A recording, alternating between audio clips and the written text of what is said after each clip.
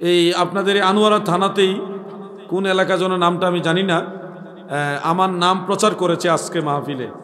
আজকেই মাহফিল, ওখানে আমার নাম প্রচার করেছে। কিন্তু আপনারা সবাই স্পষ্ট জেনে রাখেন, তাদের সাথে আমার কোনো যোগাযোগ নাই। মানে আমাকে দাওয়াত করেছে, এটার কোনো সত্যতা নাই। আজকেও সারাদিন আমার মোবাইলে কোনো তাদের সাথে যোগাযোগ নাই। গত এক সপ্তাহ এক মাস কোনো যোগাযোগই নাই। যারা দাওয়াত দেয় তারা কি যোগাযোগ করে না? আজকেও যোগাযোগ নাই। এক সপ্তাহ এক মাস কোনো যোগাযোগই নেই। আমার নাম তারা পোস্টারে দিয়েছে আমার অনুমতি ছাড়া। আমি জানি না এই মাহফিল সম্পর্কে। যদি তারা যোগাযোগ করত, নিশ্চয় আমি চেষ্টা করতাম সেই মাহফিলটাতে যাওয়ার। কিন্তু যোগাযোগ ছাড়া মানুষকে জড়ো করার জন্য, বেশি মুসল্লি বেশি শ্রোতার জন্য হয়তো তারা এটা করেছে, নাকি কোন কারণে করেছে তারাই ভালো জানে। এটা নিঃসন্দেহে একটা ধোঁকা। এটা ধোঁকা। যারা ধোঁকা দেয়, আল্লাহ রসুল বলছে তারা আমার উম্মত না।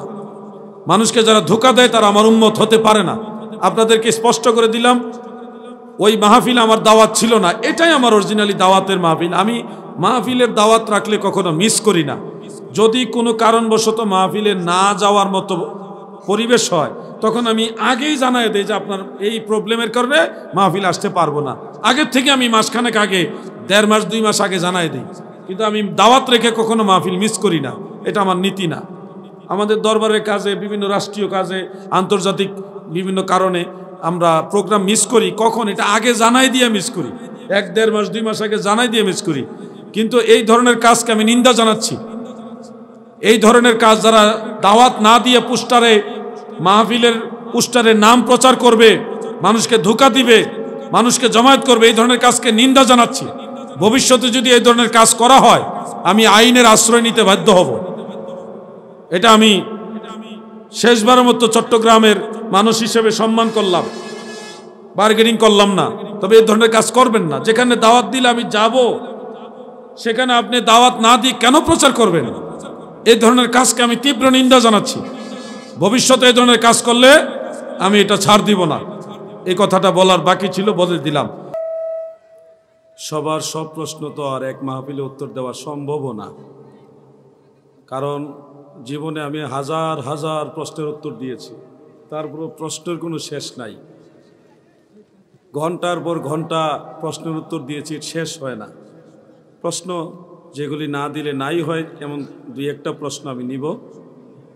তবে আপনাদের খেদমতে বলছি, আমার লেখা কিছু বই আছে, যে বইগুলো আপনাদের এবং আপনাদের সন্তানদের জন্যে পাথেয় হবে, এবং অনেক প্রশ্নের উত্তর আপনারা এই বইগুলোর মধ্যে পেয়ে যাবেন। দৈনন্দিন জীবনে আপনাদের এগুলি প্রয়োজন হবে। বিশেষ করে প্রিয় নবীজির সালাত, এই বইটা আপনাদের প্রত্যেকের ঘরে ঘরে রাখা উচিত। আজান, একামত, অজু, গোসল, তায়াম্মুম, নামাজের শুরু থেকে শেষ প্রত্যেকটা মাসআলা, ফরজ নামাজ, ওয়াজিব নামাজ, সুন্নত নামাজ, নফল নামাজ, বিতরের নামাজ, ঈদের নামাজ, জানাজার নামাজ, জুমার নামাজ, কসরের নামাজ, আওয়াবিন নামাজ, তারাবি নামাজ, চাস্তের নামাজ, ইশরাকের নামাজ, তাহাজ্জুদ নামাজ, সব নামাজ নিয়ে বইটা লিখেছি। সবচেয়ে গুরুত্বপূর্ণ বিষয় হলো, এই প্রত্যেকটা নামাজ এর সাথে আহলে হাদিস লামাযহাবীদের যত বিভ্রান্তি, প্রত্যেকটা বিভ্রান্তি তাদের দলিল সহকারে উল্লেখ করেছি, এবং পাল্টা আমাদের হানাফি মাযহাবের পক্ষ থেকে তাদের দলিলগুলি রদ করেছি। এই বইটা আপনাদের সবার প্রয়োজন হবে। নারী এবং পুরুষ সবার জন্য দরকার এটা। মহিলাদের নামাজের পার্থক্যগুলো রাসূল সাল্লাল্লাহু আলাইহি সাল্লামের হাদিস থেকে আমি এটা প্রমাণ করেছি। প্রত্যেক মুসলমানের ঘরে বইটা রাখা প্রয়োজন। এই বইটা আপনারও লাগবে, আপনার সন্তানদেরও লাগবে, পরবর্তী প্রজন্মেরও লাগবে। মুসলমান মানে একটা নামাজের বই আপনার লাগবে। নামাজের আগে মুখে মুখে নাওয়াইতু আন উসাল্লি লিল্লাহি তাআলা নিয়ত, আজানের আগে নবীজি সালাতু সালাম, আজানের পরে হাত তুলে দোয়া, জানাজার পরে দোয়া, সম্মিলিত দোয়া, ফরজ নামাজের পরে দোয়া, সম্মিলিত দোয়া, সবগুলি এখানে অ্যাড করে দিছি। একসাথে পেয়ে যাবেন সব এটার মধ্যে। এটা 500 টাকা হাদিয়া। সম্ভব হলে সংগ্রহ করে নেন। যাদের তৌফিক ভালো আছে তারা 5টা 10টা বই একসাথে কিনে, যাদের তৌফিক নাই তাদেরকে বইগুলো গিফট করেন।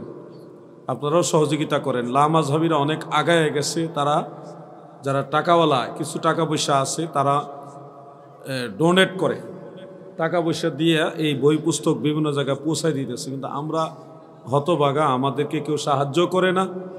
আর আমরা নিজেরাও বই পুস্তক পড়ি না, মানুষকে পড়ার জন্যও দেই না। আমরা হলাম এমন এক কপালপুরা জাতি যে বিরানি নিয়ে যত ভাবি, দলিল আদিল্লা মাসালা মাসাল নিয়ে তত ভাবি না, যার কারণে আমাদের ঘরে ঘরে এখন লামাজাবি ঢুকে যেতেছে।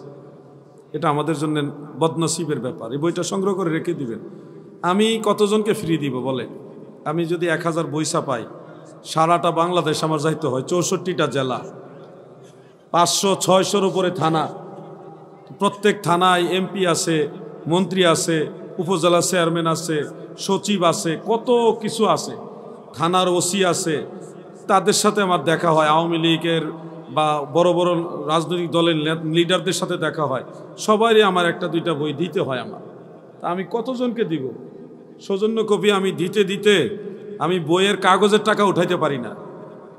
আমারও তো একটা সামর্থ্য আছে, লিমিট আছে। আমি কতজনকে দিব? এই জন্য আপনাদের যাদের সামর্থ্য আছে আপনারা এই খেদমতগুলি করবেন। এটা আমার বিজনেস না, এটা আমার খেদমত। আমি আলাউদ্দিন জেহাদি যেদিন মরে যাব, দুনিয়াতে থাকবো না, ওই দিন আপনারা বুঝবেন এই বইগুলির কত মূল্য। এখন অবহেলা করতে থাকেন, সময় হলে ঠিকই বুঝবেন। আমরা এখন মিস করি প্রিন্সিপাল এম এ জলিল সাহেব রহমতুল্লাহ আলাইকে, বড় বড় আগের প্রাচীন আলেমদেরকে আমরা এখন মিস করি, যারা কিতাব লিখে গেছে। ওয়াজ সবাই করতে পারে, কিতাব সবাই লিখতে পারে না। ওয়াজ করা সহজ, ওয়াজ শুনে শুনে করা যায়, কিতাব শুনে শুনে লেখা যায় না। এই কিতাবটা আপনারা সবার ঘরে নিয়ে রাখবেন। এটা 500 টাকা হাদিয়ার বড় বই, আপনাদের দরকার বিদায় আমি বললাম এইভাবে। আরেকটা বই আছে, প্রিয় নবীজি রাসূল পাক সাল্লাল্লাহু আলাইহি সাল্লাম নূরের তৈরি, এই ব্যাপারে বইটা লিখেছি। যারা নবীজিকে মাটির তৈরি বলেন তাদের দলিলটাও আনছি। আমরা কিসের ভিত্তিতে নূরের তৈরি বলি সেই দলিলও আনছি। আর যারা মাটির